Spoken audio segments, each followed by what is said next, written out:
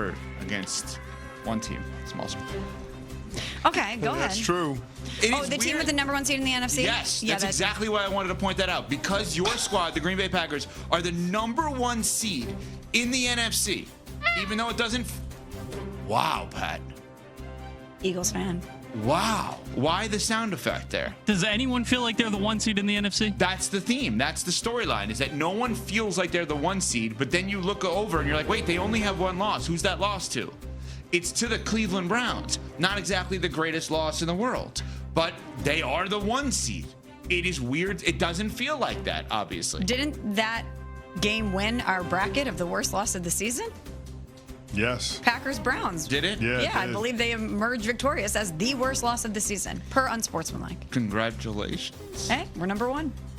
Sure. Worst loss, number 1 seed. Number 1 all around. The Cleveland Browns are always a big topic of conversation because of their quarterback depth chart. This week, the 2-5 Browns are on the road at 5-2 New England. And Kevin Stefanski, the head coach of the Browns, had this to say when asked about Shedeur Sanders getting first-team reps. No. I mean, with a young quarterback with Dylan starting, you want to make sure he gets a lot of the reps. Different when you have a veteran like Joe, I would tell you. But still getting reps in a bunch of periods. What's interesting is that on a day like today, and if you missed any of the first hour of the show, go back on the podcast here on Unsportsmanlike, presented by Progressive Insurance. We talked a ton about the unbelievable performance by Wemby last night, 40 points, about the Knicks win over the Cavs, opening night kind of in the NBA, as Shaq called it on Inside the NBA here on ESPN Tron, the real opening night. Thursday night football, Lamar coming back to practice, that a backup quarterback in Cleveland who has not played still can make headlines. Let's start with this. Is there any issue with the backup not getting first-team snaps here when Dylan Gabriel's your starter? I thought that Kevin Stefanski said earlier in the year that he is focused on the development of all of his young quarterbacks. Isn't that what he said? He was focused on the development of Kenny Pickett, Dylan Gabriel, and Shedeur Sanders. That's what he got us. And now we're at the place where you're not going to get Shedeur reps. You're not going to prepare him for the games, knowing that he could be the number 2 quarterback, knowing that he's 1 hit away from going in. How does that make sense? What's normal from a a readiness standpoint? How does that make sense? Usually a backup quarterback will get 15 to 20% of the reps in practice with the first team. Okay. Yeah, just so he's prepared to go in the game if he has to. Right? So if you have a team period of 12 snaps, the backup quarterback will get 2 to 3. Does that make sense? Yes. Okay. So this is abnormal that Shedeur. The fact that he's not is weird, and I don't understand it.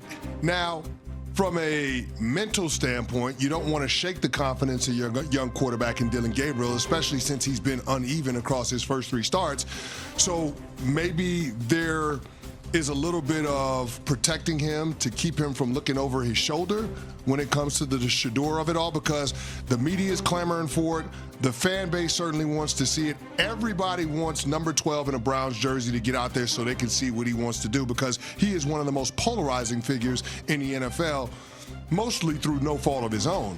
So maybe this is Kevin Stefanski trying to shield Dylan Gabriel from all of that. But to that, I would say, if you're that worried about the fragility of his mental state, then he's probably not your franchise quarterback anyway. Yeah, that would surprise me if that is the route that they were taking, because Dylan Gabriel, if you're the starter, you're always going to have a backup. If you don't perform well, there's always going to be people in the media and in the fans on social media clamoring for someone else. That's something that comes with the territory if you're going to be a franchise quarterback. So I would be surprised if that was the case.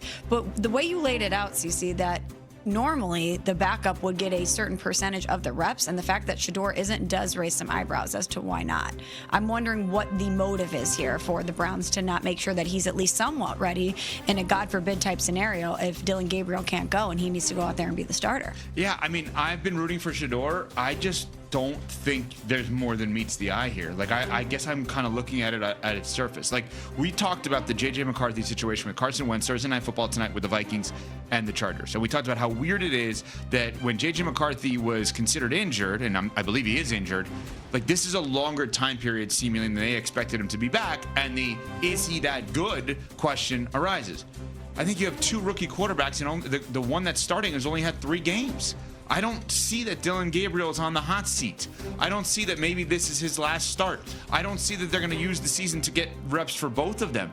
Every indication is they feel, for better or worse, they feel like Dillon Gabriel gives them the better option now and later, and thus he's the starting quarterback. Now, you could say, well, why do they feel that way? Why don't they like Shedeur more? One was a third-round pick, one was a fifth-round pick. That's usually how it happens. Yeah, but I don't see the conspiracy we have theory to here. acknowledge that this is not your typical fifth-round pick. Of course, because forget even the last name, because he was supposed to be a first-round pick. So when you have a first-round pick, But the last name is a part of course, what's baked in there in terms of why he wasn't a first-round pick. right? But I'm saying there's two parts of this, right? Okay. There's remember La'el Collins, the offensive lineman from LSU, who goes undrafted because they were It off the was accusations of murder. right, which it was not true at all that he was involved in, right? And so he dropped from literally a first-round pick to not drafted at all. That in itself is a story. When you add the last name, it's an even bigger story. In this case, Sanders. But the critics, and I'm not one of Shedeur, but the critics would maybe tell you, well, maybe he was only a first-round pick in terms of speculation because of the last name. So did he go in the fifth round because of the last name, or was he considered a first-rounder because of the last name? I don't know the answer because I haven't seen him play in the NFL. It just seems to me like the Cleveland Browns, again, for better or worse, and I'm not suggesting this is the organization that you should have blind faith in the quarterback position in, obviously, but for better or worse, they deem Dillon Gabriel as the better player now and the one they want to get a longer look at. I don't think he's on the clock. You guys do? You think if Dillon Gabriel has a kind of blah performance against a really smart New England defense, you think all of a sudden Shedeur's in? Well, I don't know what the motive is inside the building. And by that, I mean, is the motive to determine what you have across the board in your quarterback room so you can be informed moving into next year's draft as to what you have? Or is your motive to see what the guy who you drafted first in this quarterback room, obviously Dillon Gabriel taken in the third round, Shedeur in the fifth, is to get enough runway for him to make a very informed decision on him specifically? And it feels like that's where we're trending, is that they want to make sure that Dillon Gabriel gets enough of a runway as a rookie quarterback being inserted into this position at a certain point in the season that they know definitively what they have in him, not necessarily in the quarterback room as a whole. Here's what I'll say. We saw 4 games with Joe Flacco. We're going into the 4th game with Dillon Gabriel. They've got a bye week after that. If Dillon Gabriel doesn't show better than he has in the first 3 outings, then Shedeur Sanders' time needs to be then. They should take the bye week, extra week to prepare to get Shedeur Sanders ready to go into the game. This season has always been about the Cleveland Browns getting as much information about the quarterbacks that they have under contract so they can make an informed decision about how they move forward with that position in 2026. We got to keep in mind, Deshaun Watson is entering the window to return to practice. He's going to be in the mix in the second half of the season. That's insane to me. So that's a November, December proposition. You owe it to yourself through the investment in the draft pick in Shedeur Sanders, and quite frankly, the confidence that you showed in him by being willing to trade away Kenny Pickett, a guy that you gave away a draft pick for earlier this offseason in order to keep him on your active roster. You owe it to yourself to find out what Shedeur Sanders can and cannot do. You absolutely do. And so to me, it is a missed opportunity if they stay the course with Dillon Gabriel after the bye, if Dillon Gabriel doesn't show significant improvement against the New England Patriots this weekend. So let's say you're right about this. What's the point of Dillon Gabriel having ever played? What do you mean? To learn whether or not Dillon Gabriel can play. And you've made the decision after 4 games? Well, I don't think, here's the thing. It's not going to be perfect, Evan. And if you're not a first or second round pick, you don't get a ton of opportunities in this league. That's not how this works. Mm-hmm.